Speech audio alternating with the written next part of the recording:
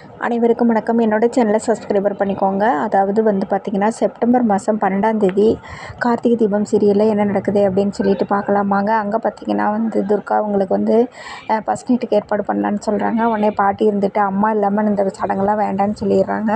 உடனே ரேவதி பார்த்திங்கன்னா தனக்கு தானே ஃபஸ்ட் நைட் நடக்கணும் அப்படின்னு சொல்லிட்டு அழகாக பூவெல்லாம் செட் பண்ணி எல்லாம் அலங்காரம் பண்ணிகிட்ருக்குறாங்க. உடனே கார்த்தி அங்கே வராங்க. உடனே என்ன ரேவதி இதெல்லாம் அப்படிங்கிறாங்க.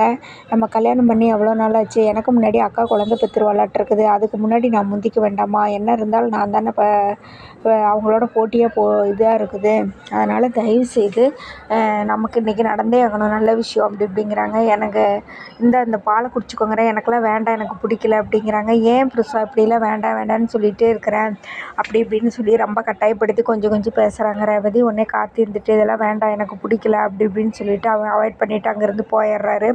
உடனே ரேவதி ரொம்ப சோகத்தோட என்ன பண்ணாலும் இது பண்ண மாட்டேங்குது, என்னைக்கா இருந்தாலும் நான் உன்னை என்னை வாயால் ஐ லவ் யூ நான் சொல்லாமல் விட மாட்டேன், பாரு என்ன நடந்தாலும் சரி அப்படின்னு சொல்லிட்டுருக்குறாங்க.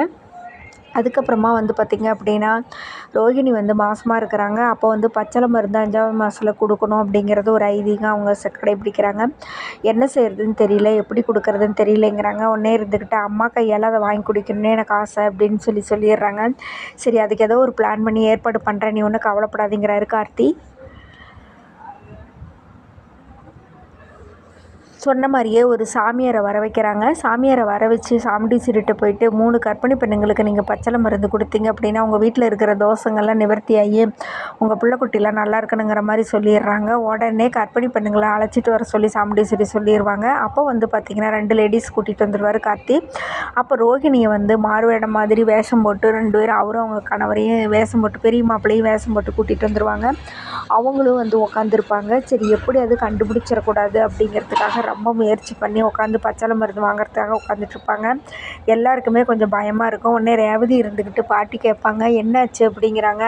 பாட்டி இங்கே ஒன்றும் பிரச்சனை இல்லை, மாறு வேடத்தில் வந்துட்டா ரோஹிணி, எப்படியாவது அம்மாக்கிட்ட கையால் பச்சளை மருந்து வாங்கிடுவா, நான் வேணால் உங்களுக்கு வீடியோ கால் பண்ணுறேன் பாட்டி, நீங்கள் லைனில் இருந்து பார்த்துக்கோங்க அப்படிங்கிறாங்க.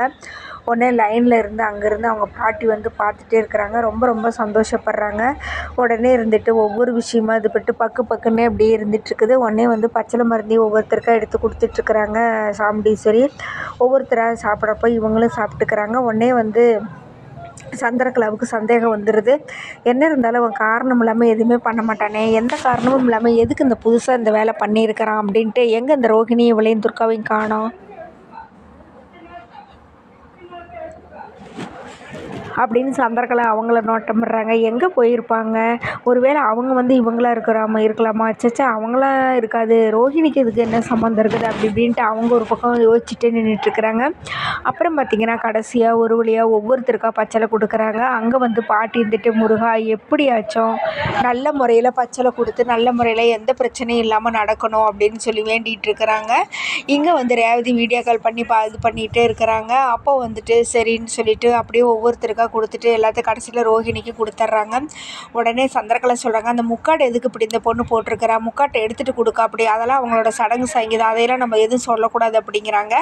ஒரு வழியாக பச்சளையெல்லாம் கொடுத்துட்டு, அம்மா ரொம்ப நன்றி, எங்கள் அம்மா எங்கள் அம்மா இருக்கிற மாதிரியே நான் நினச்சிக்கிறேன், எனக்கு ரொம்ப சந்தோஷமாக இருக்குது, எங்கே இந்த பச்சளை மருந்து சாப்பிட முடியாமே போயிருமோ நினச்சேங்கிறாங்க.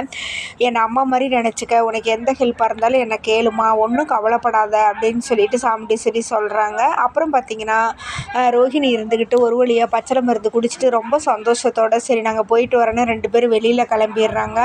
அப்பாடா, ஒரு வழியாக எல்லா பிரச்சனையும் முடிஞ்சிடுற சாமி அப்படின்னு நினச்சிக்கிறாங்க. சந்திரகலாவுக்கு மட்டும் சந்தேகம், என்ன இருந்தாலும் இது யார் என்னன்னு தெரியலையே அப்படின்னு சொல்லி யோசிச்சுட்டே இருக்கிறாங்க. அதுக்கப்புறமா அவங்க சாமுண்டீஸ்வரியுடைய கணவர் முகத்தில் எல்லாருக்குமே சந்தோஷம். அப்பாடா, ஒரு வழியாக அம்மா கையால் பச்சளை வாங்கியாச்சு அப்படிங்கிற திருப்தியோடு இருக்காங்க. அதோட எபிசோடை முடிக்கிறாங்க. அடுத்த நாளைக்கு என்ன நடக்க போகுதுன்னு வெயிட் பண்ணி பார்ப்போம். நன்றி, வணக்கம்.